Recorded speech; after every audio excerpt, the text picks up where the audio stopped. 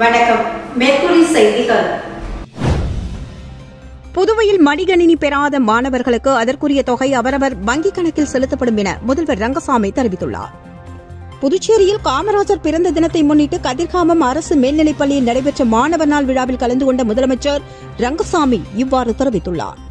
கல்வித்துறை அமைச்சர் நமச்சிவாயம் தலைமையில் நடைபெற்ற இந்த விழாவில் பேரவைத் தலைவர் செல்வம் மற்றும் சட்டமன்ற உறுப்பினர் KSP ரமேஷ், கல்வித்துறை இயக்குநர் பிரியதர்ஷினி உள்ளிட்டோர் முன்னிலை வகித்தனர். விழாவில் சிறப்பு விருந்தினராக முதலமைச்சர் ரங்கசாமி கலந்து கொண்டு பல்வேறு போட்டிகளில் வெற்றி பெற்ற மாணவ மாணவிகளுக்கு பரிசுகளை வழங்கி பாராட்டினார். தொடர்ந்து விழாவில் பேசிய முதலமைச்சர் ரங்கசாமி, அரசு பள்ளிகளில் தனியார் பள்ளிகளுக்கு இணையாக உள்கட்டமைப்புகள் மேம்படுத்தப்பட்டுள்ளதாகவும், இலவச பாடப்புத்தகம் முதல் சீருடை, மடிகணினிகள் வரை மாணவ மாணவிகளுக்கு வழங்கப்பட்டு வருகிறது என்றும், மடிகணினியை பெறாமல் விடுபட்ட மாணவ மாணவிகளுக்கு அவரவர் வங்கிக் கணக்கில் விரைவில் அதற்கான பணம் செலுத்தப்படும் என்று தெரிவித்தார்.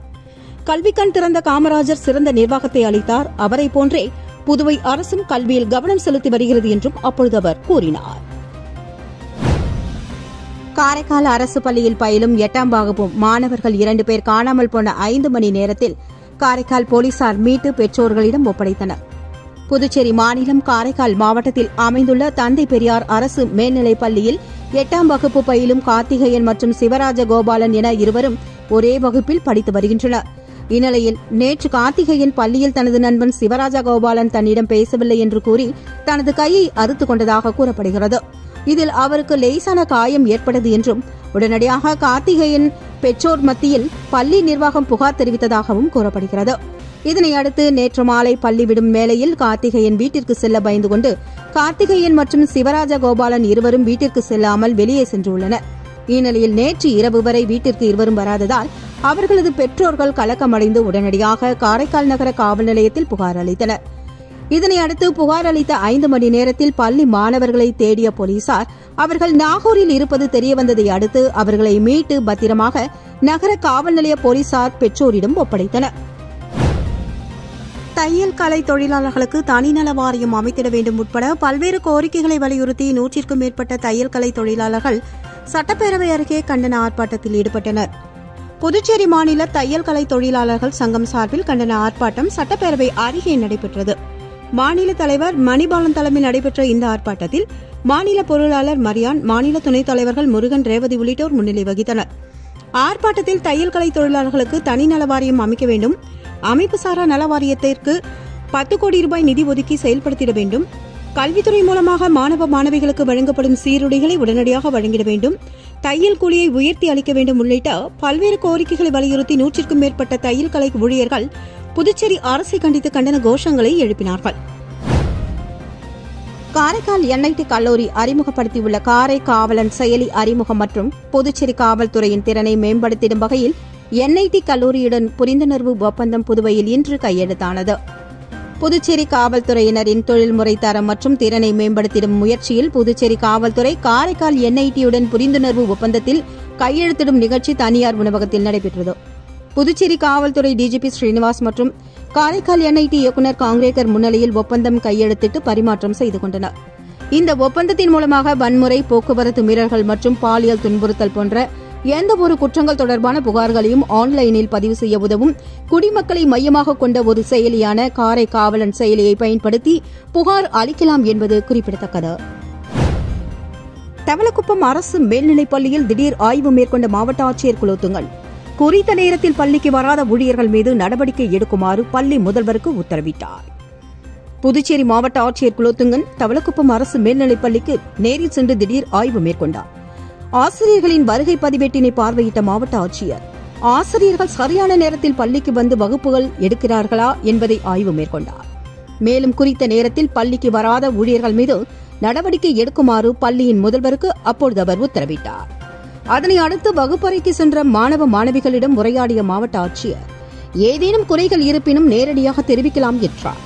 இதனையடுத்து அந்த பள்ளியில் நடைபெற்று வரும் கட்டுமான பணிகளை விரைந்து முடிக்குமாறு பள்ளியின் முதல்வருக்கு மாவட்ட ஆட்சியர் குலோத்துங்கன் உத்தரவிட்டுள்ளார்.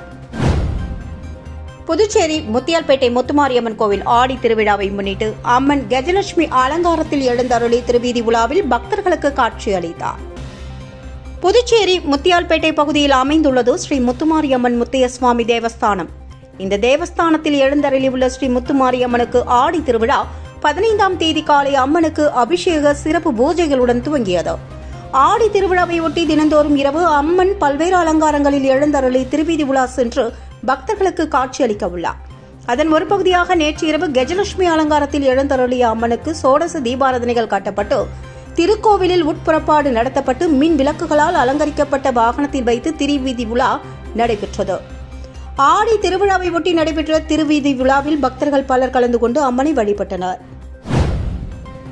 முத்தியால்பேட்டை தொகுதிக்கு உட்பட்ட ஸ்ரீ பொன்னியம்மன் ஆலயத்திற்காக தேர் அமைக்கும் பணிகள் நடந்து வரும் நிலையில் அப்பணிகளுக்காக முன்னாள் எம்எல்ஏ வையாபுரி மணிகண்டன் நிதி உதவி அளித்துள்ளார். புதுச்சேரி முத்தியால்பேட்டை தொகுதிக்கு உட்பட்ட சோலைநகர் வடக்கு பகுதியில் அமைந்துள்ளது ஸ்ரீ பொன்னியம்மன் ஆலயம். இவ்வாலயத்திற்கு தேர் அமைக்கும் பணி நடந்து வருகிறது. தேர் அமைக்கும் பணிக்காக புதுச்சேரி மாநில அதிமுக துணை செயலாளரும் முன்னாள் சட்டமன்ற உறுப்பினருமான வையாபுரி மணிகண்டன் ஆலய நிர்வாகத்தினரிடம் நன்கொடை வழங்கியுள்ளார்.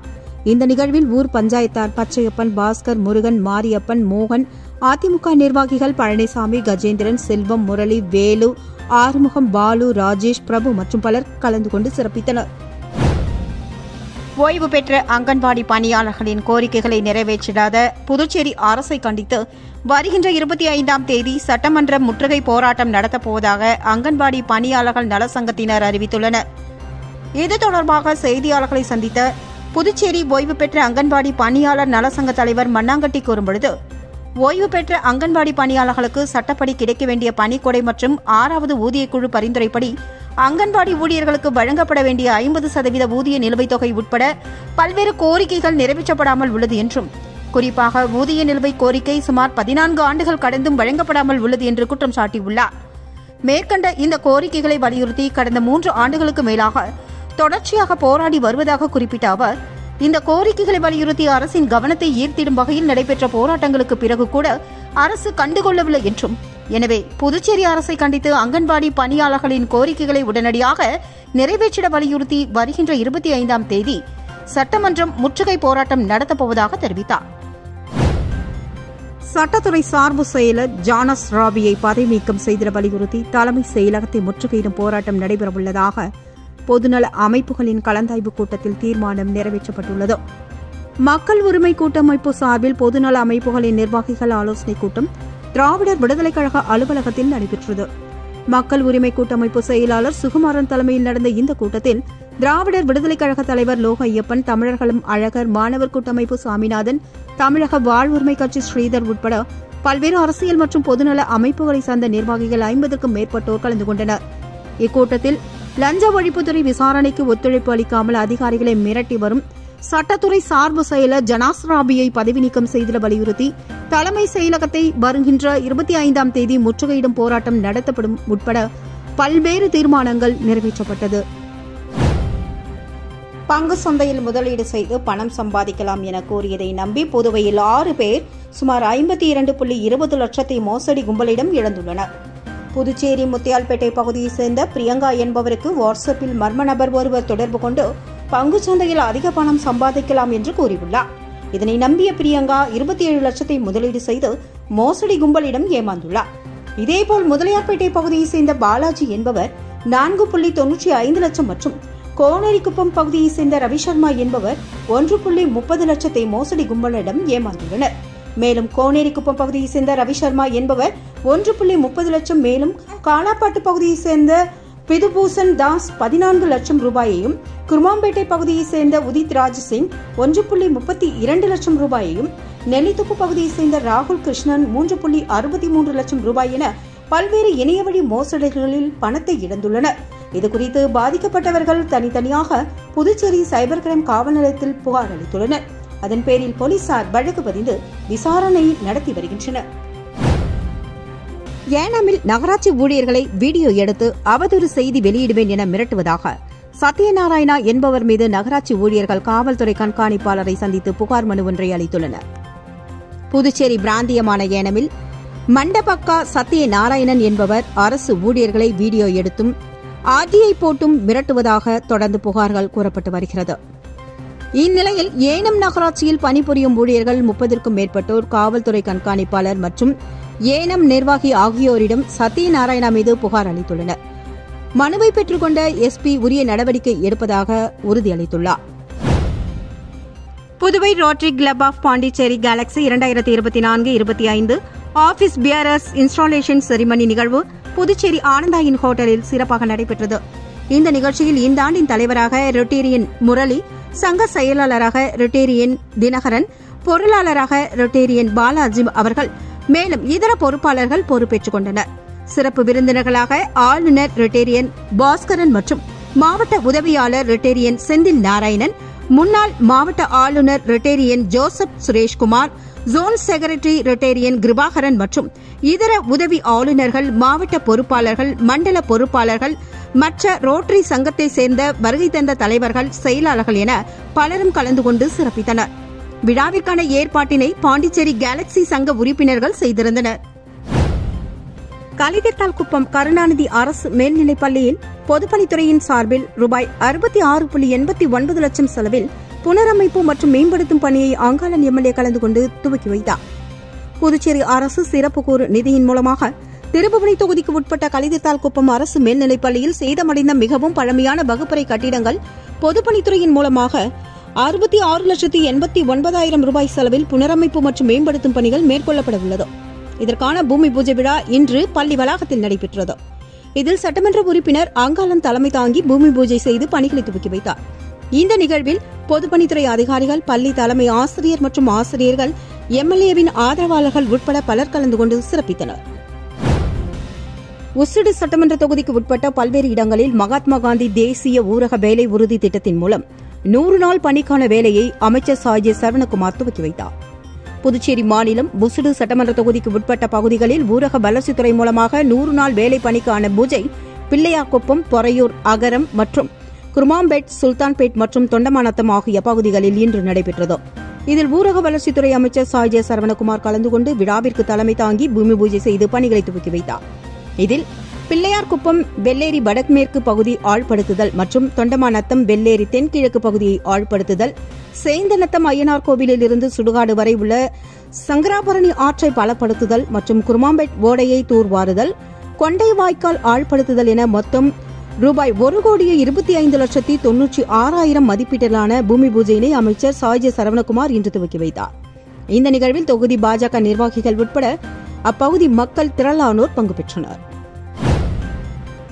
காரைக்கால் மாவட்டத்தில் ரெஸ்டோ பார்களுக்கு இனி அனுமதி வழங்க வேண்டாம் என்று இந்து முன்னணியினர் மாவட்ட ஆட்சியரை சந்தித்து மனு ஒன்றை அளித்துள்ளனர். காரைக்கால் மாவட்டத்தில் 100க்கும் மேற்பட்ட மதுபான கடைகள், சாராய கடைகள், கள்ளு கடைகள் இயங்கி வரும் நிலையில் தற்பொழுது புதுச்சேரி அரசு ரெஸ்டோ பார் என்று சுற்றுலா பயணிகள் தங்கும் விடுதிகளுடன் கூடிய மது கடைகளை திறக்க அனுமதி அளித்துள்ளது. இதனை அடுத்து 6 அறைகள் கொண்ட தங்கும் விடுதிக்கு ரெஸ்டோ பார் உரிமம் வழங்கப்பட்டு வருகிறது. அதன் அடிப்படையில் மாவட்டத்தில் மேலும் மதுபான கடைகளில் எண்ணிக்கை அதிகரித்து வருவதால் அரசு அலுவலகங்கள் மற்றும் பள்ளிகள், கோவில்கள் உட்பட பொது இடங்களுக்கு அருகே மதுபான கடைகள் அமைக்கப்படுவதற்கு எதிர்ப்பு தெரிவித்தும் இனி ரெஸ்டோ பார்களுக்கு அனுமதி வழங்கக்கூடாது என்பதை வலியுறுத்தியும் காரைக்கால் மாவட்ட இந்து முன்னணியின் நகர தலைவர் ராஜ்குமார் தலைமையில் மாவட்ட ஆட்சியரை சந்தித்து மனு ஒன்றை அளித்துள்ளனர். இதில் புதிதாக அமையவுள்ள ரெஸ்டோ பார் மதுபான கடைகளுக்கு அனுமதி அளிக்கக்கூடாது என்று மாவட்ட நிர்வாகத்திற்கு வேண்டுகோளும் விடுக்கப்பட்டுள்ளது. திருப்புவனை சட்டமன்ற தொகுதியில் புதுச்சேரி அரசு கால்நடை பராமரிப்பு மற்றும் கால்நடை நலத்துறை மூலமாக பால் கறவை இயந்திரம் வழங்கும் நிகழ்வில் சட்டமன்ற உறுப்பினர் அங்காளன் பங்கேற்று பயனாளிகளுக்கு வழங்கினார். திருப்புவனை சட்டமன்ற தொகுதியில் புதுச்சேரி அரசு கால்நடை பராமரிப்பு மற்றும் கால்நடை நலத்துறை மூலமாக விவசாயிகள் மற்றும் பால் உற்பத்தியாளர்களுக்கு 100% மானியத்தில் பால் கறவை இயந்திரம் வழங்கும் திட்டத்தின் கீழ் 28 பயனாளிகளுக்கு இன்று சட்டமன்ற உறுப்பினர் அங்காளன் தலைமையில் மதகடிப்பட்டு கால்நடை மருந்தகத்தில் மருத்துவர்கள் டாக்டர் கதிரேசன், டாக்டர் செங்கேனி முன்னிலையில் வழங்கப்பட்டது. இந்த விழாவில் கால்நடை பராமரிப்புத்துறை ஊழியர்கள் ராஜவேல், பச்சையப்பன், கஜபதி, ரமேஷ் மற்றும் ஊர் பொதுமக்கள், சட்டமன்ற உறுப்பினரின் ஆதரவாளர்கள் உட்பட ஏராளமானோர் கலந்து கொண்டனர். இத்துடன் இந்த செய்தியறிக்கை நிறைவு பெறுகின்றது. நன்றி, வணக்கம்.